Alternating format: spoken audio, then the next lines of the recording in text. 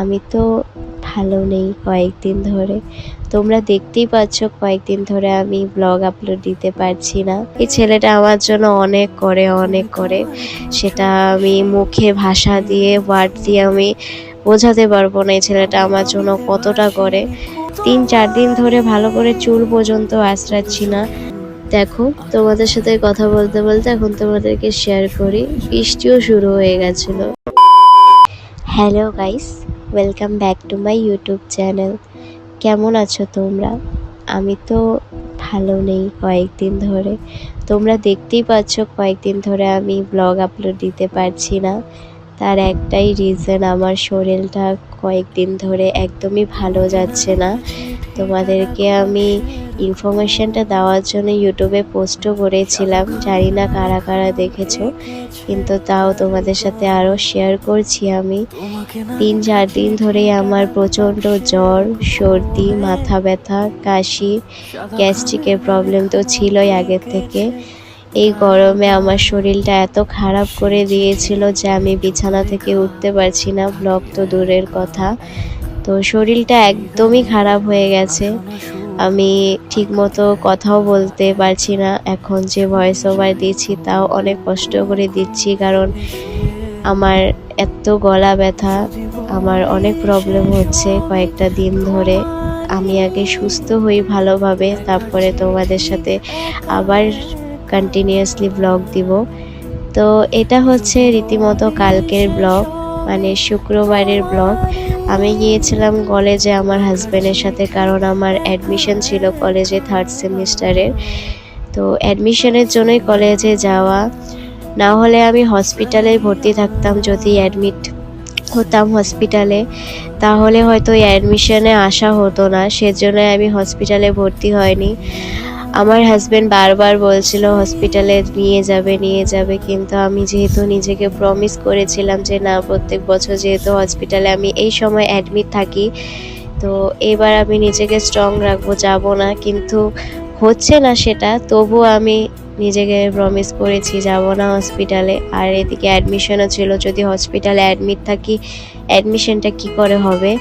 সেজন্য হাজব্যান্ডের সাথে এসেছিলাম, হাজব্যান্ডই সব কিছু করে দিয়েছে, ফর্ম টর্ম সব কিছু ওই ফিল আপ করে সব কিছু জমা ওই করেছে। আমার সাথেও গিয়েছিল সেজন্যই, কারণ আমার শরীরটা একদমই ভালো ছিল না। তাই এই ছেলেটা আমার জন্য অনেক করে।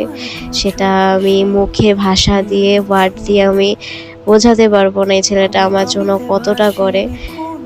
হ্যাঁ, আমি জানি ওর ভেতরে অনেক কিছু লুকিয়ে থাকে, অনেক কিছু প্রবলেম লুকিয়ে থাকে যেগুলো আমাকে বুঝতে দেয় না, কিন্তু আমার যেগুলো প্রয়োজন ও সব সময় সেটা মেটানোর চেষ্টা করে।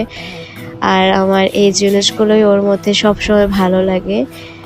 আর আমার যে শরীর খারাপ, ও আমাকে এতটা কেয়ার করেছে এতটা দিন, কারণ ও কেয়ার করবে না তো আর কে কেয়ার করবে। কারণ যখন বিয়ের আগে, যখন বিয়ে হয়নি তখন তো মা কেয়ার করতো, বিয়ের পরে তো ওই আমাকে সবসময় কেয়ার করে যখন আমার শরীর প্রচণ্ড খারাপ হয়।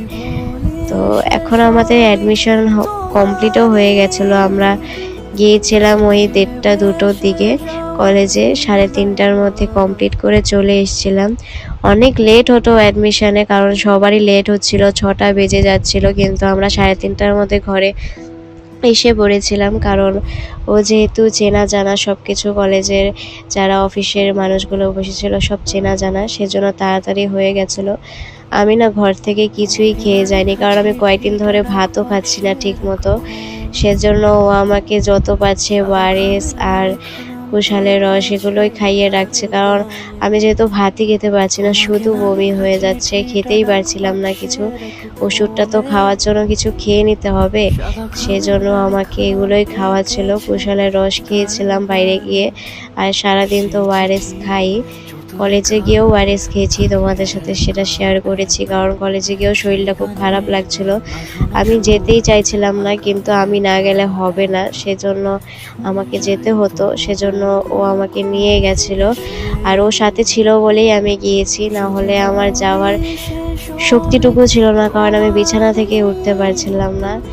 আমার চোখ মুখের অবস্থা এখন যতটুকু তোমরা ভালো দেখছো, দুদিন আগে যদি তোমরা দেখতে তাহলে বুঝতে পারতে আমার চোখ মুখ পুরো গর্তে চলে গেছিল, শরীর এত খারাপ হয়ে গেছিল। জানি না এখনকার জ্বর এতটা কেন খারাপ। আগে আমার জ্বর উঠতো, কিন্তু এরকম জ্বর কোনোদিন উঠেনি যে শরীর ব্যথা করে, গা হাত পা টান দেয়, মাথা এত যন্ত্রণা করে মনে হয় মাথায় কেউ লোহা রেখে দিয়েছে, এত যন্ত্রণা করে। আর এখন জ্বরগুলো এত খারাপ, প্রচণ্ড খারাপ এই জ্বরগুলো।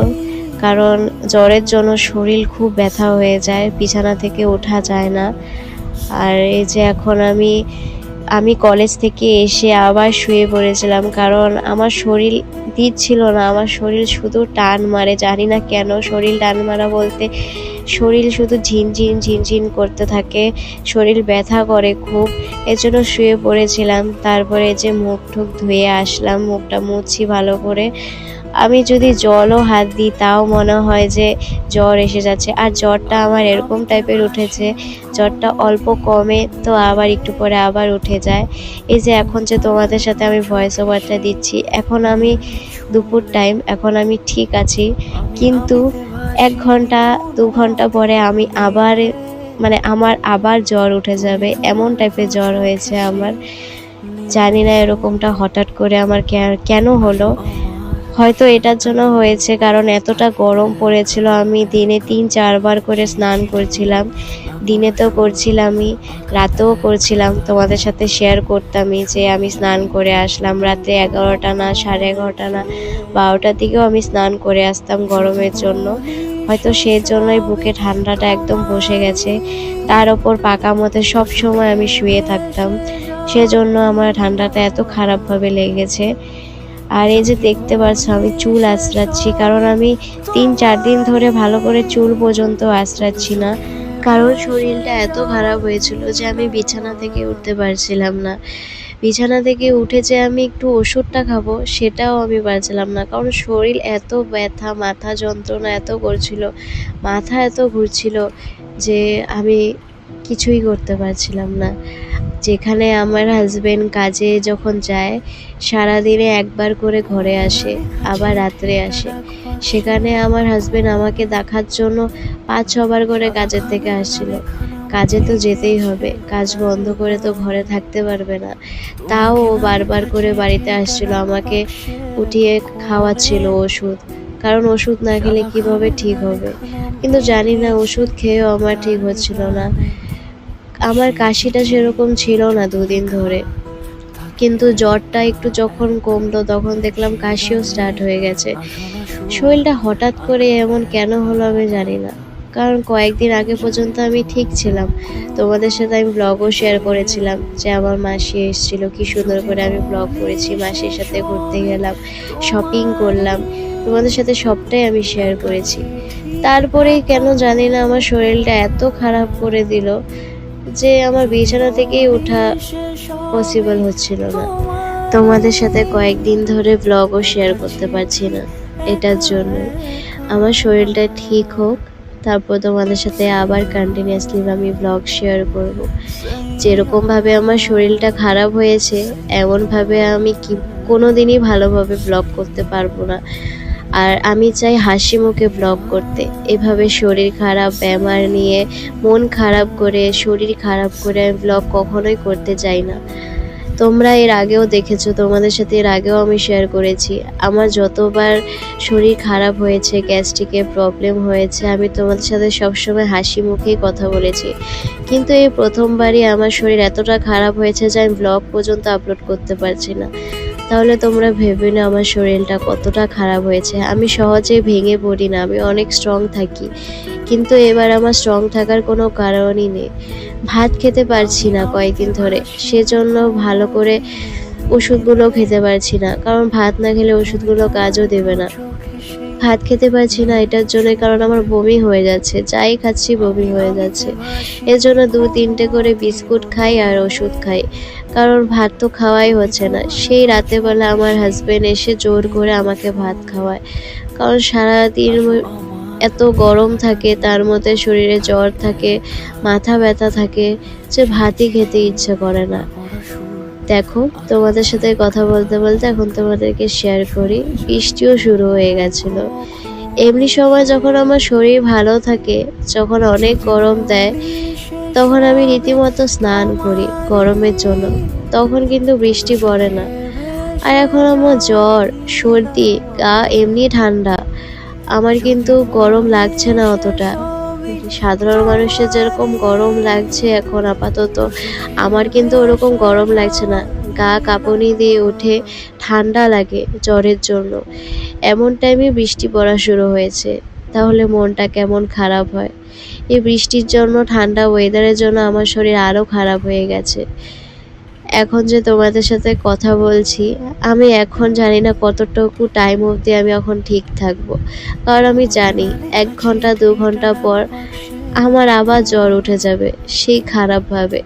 জানি না আমার এই জ্বরটা কবে কমবে। আবার আমি তোমাদের সাথে হাসি মুখে ব্লগ করব। জানি না কবে হবে, কিন্তু আমি চাই যত তাড়াতাড়ি সম্ভব তোমাদের সাথে আবার আগের মতো কন্টিনিউয়াসলি ব্লগ শেয়ার করার। আগে নিজে সুস্থ হয়ে নিই, কারণ নিজে সুস্থ না হলে ভালো করে হাসি মুখে আমি ব্লগ করতে পারবো না। আশা করি তোমরা বুঝতে পেরেছো যে আমি কেন ব্লগ আপলোড দিতে পারছি না। আমি সুস্থ হই, তারপর তোমাদের সাথে আবার কন্টিনিউয়াসলি ব্লগ আপলোড আমি করব। তো তোমাদের সাথে দেখা হবে তাহলে নেক্সট ব্লগে। জানি না কবে ব্লগ আপলোড দিব আবার সুস্থ হয়ে।